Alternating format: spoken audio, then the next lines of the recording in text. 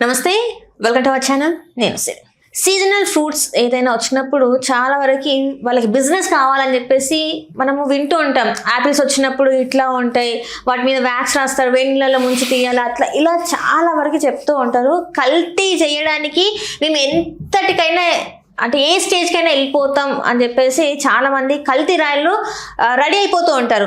For example చూసుకున్నట్టయితే garlic paste, ginger garlic paste గురించి మాట్లాడినా అందులో కల్తీ, పసుపు చూసుకున్నా అందులో కల్తీ, ఆఖరికి టీ పౌడర్ చూసుకున్నా అందులో కల్తీ.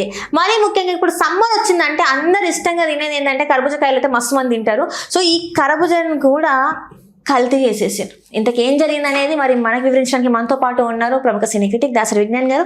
నమస్కారం. నమస్తే సార్. ఎండాకాలం వచ్చిందంటే చల్లగా ఉండాలి, కొంచెం వాటర్ కంటెంట్ ఎక్కువ ఉంటుందని చెప్పేసి వాటర్ మిలన్ అదే కర్బూజకాయలు తింటాం, మంచిగా ఉండాలని చెప్పేసి.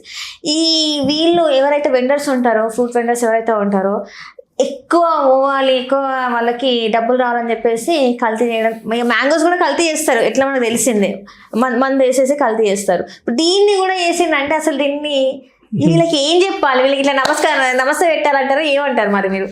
మా ఫ్రూట్ పెయింటింగ్ అనేది ఇప్పుడు కొత్తగా ఏం రాలా. యాక్చువల్ చెప్పాలంటే ఇది నేను ఎక్కడ చూసా, స్ట్రాబెర్రీలు పచ్చి స్ట్రాబెర్రీలకి పింక్ స్ప్రే చేసి పింక్గా చేసి మరి ఫ్రూట్ స్టోర్స్కి వెళ్తే వాడికి అర్థమైపోతుంది, ఎప్పటి నుంచో పండ్ల ఉంటాడు తెలీదా.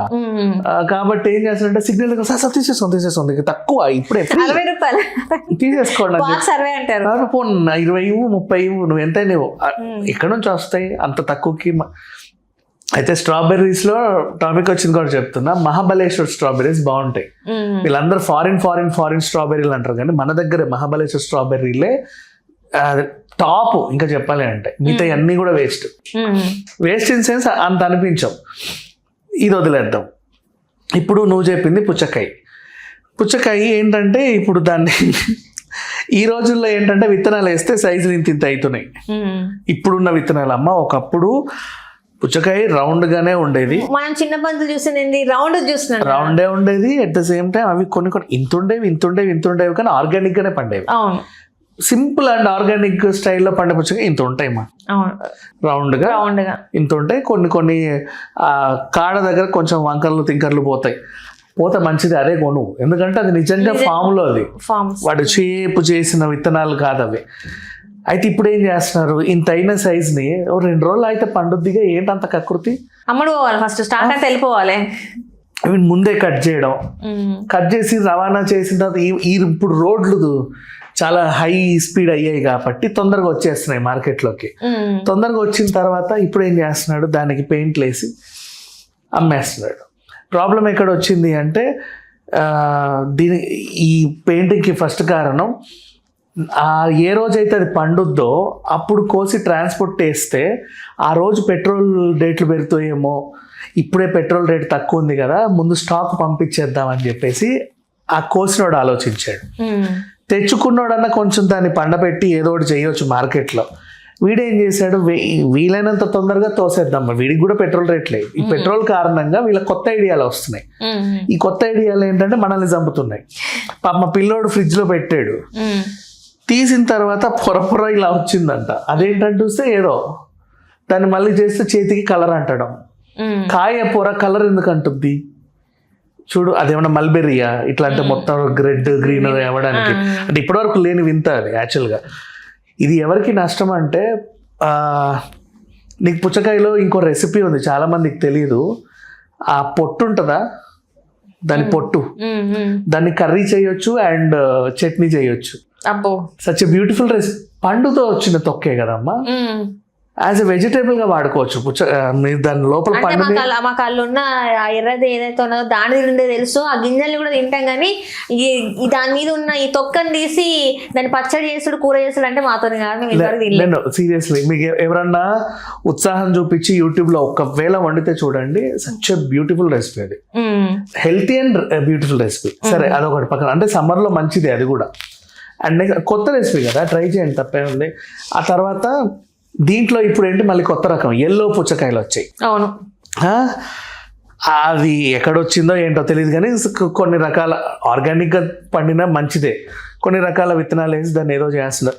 వీళ్ళకి ఇప్పుడు ఏంటి, కాయ మనం ఊర్లలో రోడ్డు మీద ఈ కాయ ఎంత అని కొనేవాళ్ళం. ఇప్పుడు ఏంటంటే పర్ కేజీ సిస్టమ్ వచ్చేసింది ఈ కాయకు కూడా. ఎంత అంటే కేజీ ఫర్ ఎగ్జాంపుల్ 20 అనుకుందాం, కేజీ 20. అది ఎన్ని కిలోలు ఉంటే అన్ని 20. అదెంత ఉంటుంది? 4.5 కేజీయో 5 కేజీయో 6 కేజీయో ఉంటుంది. సో ఈ కేజీకి మార్కెట్లో రేటు పలికినప్పుడు వాడి కేజీని పెంచుకునే క్రమంలో ఆ విత్తనాలు ఇప్పుడు ఎలా వస్తున్నాయంటే ఆ తొక్క మందం పెరగడానికి, తొక్క బరువు అవ్వడానికి. అవునవును, అట్లనే వస్తుంది. నువ్వు కాయ తిన్నాక కొన్ని తొక్కలు చూడు బరువు ఉంటాయి. అంత బరువు ఉంటాయి. మరి చిన్నప్పుడు తిన్నప్పుడు అలా అంత బరువు లేవే. ఆ వైట్ థిక్నెస్, ఆ గ్రీన్ థిక్నెస్ కూడా బరువుగా ఉంటుంది. అది బరువు లోపల కాయ. దాన్ని నీటి శాతం పెంచడానికి ఈ వీళ్ళు విత్తనాలు అన్నీ అవే సైజుల్లో ఉంటాయి. అన్నీ అవే సైజుల్లో. మరి మన తాతకాలం ఉన్నట్లు లేవే. ప్రతి టొమాటో అదే. అప్పట్లో టొమాటో ఎన్ని వంకర్లు తిరిగేవో తెలుసా మార్కెట్లో. అన్నీ అదే అందమైన షేపుల్లో వచ్చేవి కాదు. నెక్స్ట్ వంకాయలు కూడా వంకర్లు తిరిగేవి. సోరకాయలు, బీరకాయలు, కాకరకాయలు ఏవి తీసినా సరే అవి ఆర్గానిక్ కాబట్టి వాటికి తెలియదు నీట్గా నేను ఇలాగే పెరగాలి అని దానికి తెలియదు. ఇప్పుడు అవన్నీ నేర్చుకున్నాయి. మేము ఇట్లా పెరగాలి, ఇంత పెరగాలి, అందరం ఇంతే పెరగాలి, అప్పుడే మా రైతుకి గిట్టుబాటు అవుతుంది. నీకు అర్థమైందా? అలా తయారయ్యాయి ఇప్పుడు కూరగాయలన్నీ. అవి మార్కెట్లోకి వచ్చాయి. నెక్స్ట్ ఫ్రూట్ షాప్కి వెళ్ళు. ఈక్వల్ షేప్స్లో ఫ్రూట్స్ ఏంటి చెప్పు? ఈక్వల్ షేప్లో ఈక్వల్. అసలు ఈ కాయ ఎట్లు ఆ కాయ కూడా అలాగే ఉంటుంది. నువ్వు డిఫరెన్స్ 7 డిఫరెన్సెస్ కనుక్కోండి అంటే ఒకటి ఉండదు దాంట్లో. నువ్వు ఆ క్విజ్ పెట్టి కూడా వేస్ట్. ఆ ఆరెంజెస్ కూడా అన్నీ ఒకలాగానే చచ్చిపోతా ఉన్నాం. ఆరెంజ్ జ్యూస్ లాగా ఉండట్లా, మనకు ఆ సిట్రిక్ ఫీలింగ్ తెలియట్లా. అట్లీస్ట్ దాని బదులు మార్కెట్లో దొరికే పల్పీ ఆరెంజ్ అన్న ఆరెంజ్ ఫీల్ ఇస్తుంది. కానీ ఈ పండు ఏదైతే ఉందో, నువ్వు నాగ్పూర్ తీసుకో, వెలెన్సియా తీసుకో, లేకపోతే ఇంకేదైనా మనకు దొరికేవి తీసుకో, ఉండట్లా. అండ్ నెక్స్ట్ ఇంకొకటి, తొక్కే ఊడట్లేదమ్మా అసలు ఆరెంజ్. తొక్క తీయడము అసలు ఎంత గగనం అది. అమ్మో అది తొక్క తీయాలి నేను తినడం అన్నట్టుంది పండు. టాంజరిన్స్ అంటున్నాను కొత్తగా. చాలా సింపుల్ గా రావాలి యాక్చువల్లీ. లేదు తొక్క తీయండి జ్యూస్ కి ఉంటుంది. ఇది వేరు కదా. ఈ సిట్రిక్ లో బిజినెస్ బాగుందని ఏం చేశారు? నిమ్మకాయల మీద పడ్డారు. నిమ్మకాయలకి సన్నగా ఇలా పొడవైన షేప్ ఇచ్చి ఒక పేరు, పెద్దగా ఎల్లోలో ఉంటే ఒక పేరు, గ్రీన్ లో ఉంటే ఒక పేరు, లైమ్, లెమన్, అది ఇది అని చెప్పేసి ఇది ఆ దేశానిది, ఇది ఈ దేశాన్ని, ఇక్కడిది అని చెప్పి ఏదో అంటగట్టేసి ఇక్కడ అమ్మేస్తున్నారు. అది ఎట్లా ఉందంటే నిజంగా ఆ దేశంలో ఉంటాయి. నువ్వు ఇక్కడ ఏం చేస్తున్నావు? ఆ టైపుగా రావడానికి విత్తనాన్ని తయారు చేసి ఇంప్లిమెంట్ చేసి పండించేసి. అండ్ ఇంకొకటి, bonsai is not our concept. అవును, అసలు సైన్స్ పరంగా చూసుకుంటే అసలు బోన్సాయిని ఎంకరేజ్ చేయొద్దని చెప్పి చాలా మంది మాట్లాడుతున్నారు ఈ మధ్య కాలం. ఇంత చెట్టుకి ఇన్ని కాయలు ఏంటమ్మా నీకు? 5 తింటే సస్తాము ఏంటో, ఎంత అదేంటిది ఇంత బాల్కనీలో వాడి దగ్గర మొత్తం ఫ్రూట్ షాప్ లో దొరికే అన్ని చెట్లు ఉంటాయి. అంటే ఒక 100 ఎకరాల్లో పెట్టుకునే అన్ని కూడా ఒక 150 బాల్కనీలో ఇరికిచ్చేసేలాగా బోన్సాయి వచ్చింది. దాన్ని కూడా. అండ్ చింతకాయ, చిన్న బోన్సాయికి చింతకాయలు వస్తున్నాయి. దాన్ని తీసి పప్పు చేసి మొన్న ఎవరో యూట్యూబ్లో పెట్టారు. ఎవరిష్టం వాళ్ళది, కానీ వీళ్ళు ఇట్లా తయారవుతున్నారు రాను. ఇప్పుడు అల్లం వెల్లుల్లి గురించి మాట్లాడితే, మన దిష్టి గుమ్మడికాయలు ఉన్నాయి కదా, దిష్టి గుమ్మడికాయలని పేస్ట్ చేసి దాంట్లో ఎసెన్స్ గార్లిక్ జింజర్ ఎసెన్స్ వేసేస్తే అది అల్లం వెల్లుల్లి పేస్ట్. అంటే తింటే నువ్వేం చావలేవా? బికాజ్ అది మంచిదే ఒంటికి. ఆ కాయ యాక్చువల్, ఆ జ్యూస్ కానీ కాయ కానీ మంచిదే, అన్ని పీల్చుకునే గుణం ఉంది దానికి. కాబట్టి చేసేసారు. ఇప్పుడు దాన్ని మార్కెట్లోకి వదిలేడు. ఏమైంది నీకు చూడు మార్కెట్లో? ఇప్పుడు ఇంత డబ్బా అల్లం వెల్లుల్లి అప్పట్లో పావు కిలోనే 200 ఎంత ఉండేది. ఇప్పుడు తగ్గిందిలే, చాలా తగ్గింది. అప్పుడు ఎక్కువ ఉండే. 500 ఇస్తే కానీ నీకు పావు కిలో వచ్చేది కాదు. ఆ టైంలో ఈ అల్లం వెల్లుల్లి పేస్ట్ డబ్బాలు కిలోలు సూపర్ మార్కెట్లో 5 రూపాయల కింద డబ్బా వచ్చేది. అట్లా వస్తుంది. మరి నీ ఇంట్లో 100 కొంటే నువ్వు అంత పెట్టి కొన్నా కూడా ఇంతే ముద్ద, 200 పెట్టి కొన్నా చేసినా కూడా ఇంత రాదు, 5 రూపాయలు ఇంత డబ్బా వచ్చేస్తుంది. పిల్లలకు తెలియదు, తక్కువ వస్తుంది కదా అని కొనేస్తున్నారు. తక్కువలో పసుపు వచ్చేస్తుంది, కుంకుమ వచ్చేస్తుంది.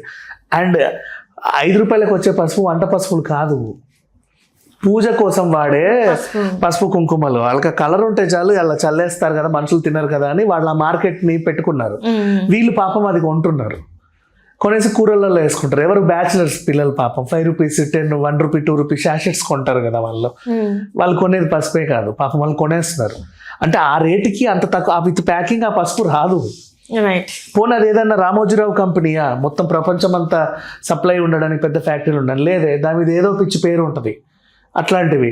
అండ్ నెక్స్ట్ మళ్ళీ ఇదేదో వచ్చింది టీ పౌడర్, టీ స్మెల్ వస్తే చాలు అడ్డమైన పౌడర్లన్నీ అమ్మేస్తున్నారు.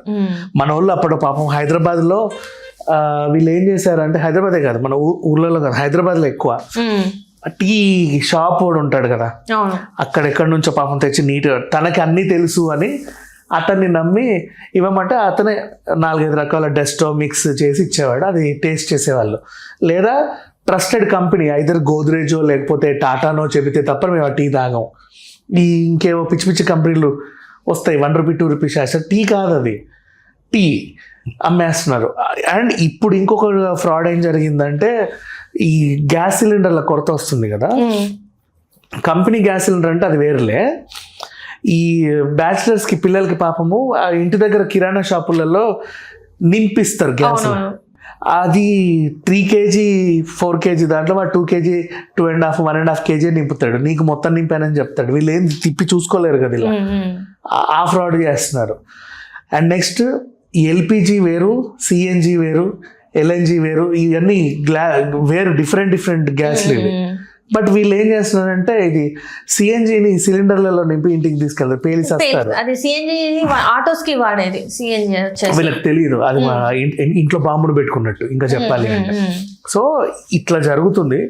బట్ అనేది ఎక్కడైనా జరుగుతుంది, మోసం అనేది ఎక్కడైనా జరుగుతుంది, అదే అంటారు.